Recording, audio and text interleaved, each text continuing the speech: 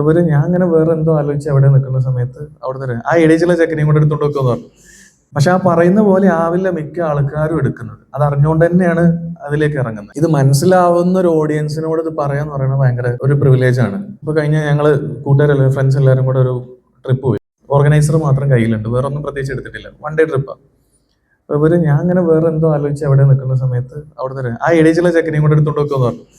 ഫ്രണ്ട്സിന്റെ ഇടയിൽ അവർക്ക് അത് പറയുന്നതിന് കുഴപ്പമില്ല, പക്ഷെ അത് ഫുള്ളി അവർക്ക് അവയർ അല്ല എന്താണ് ഈ സംഭവം, ഞാൻ എങ്ങനെ മാറിക്കുന്നതെന്നൊന്നും അറിയില്ല. ബട്ട് അറ്റ്ലീസ്റ്റ് അത് ഒരു അക്സെപ്റ്റിംഗ് രീതിയിൽ തന്നെ പറഞ്ഞു.